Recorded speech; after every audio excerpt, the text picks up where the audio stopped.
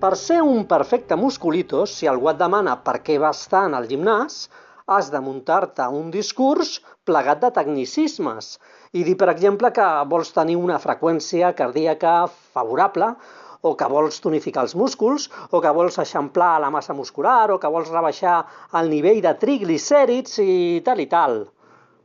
Mai dir el veritable motiu. Estètica. Pura estètica.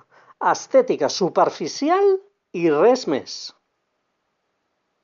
També has de passar molt de temps davant el mirall. Dies, setmanes, si cal, i sopar i dinar davant el mirall, si cal, per inspeccionar qualsevol creixement o recol·locació dels músculs. També, per ser un bon musculitos, necessites declarar la batalla de les batalles contra el greix.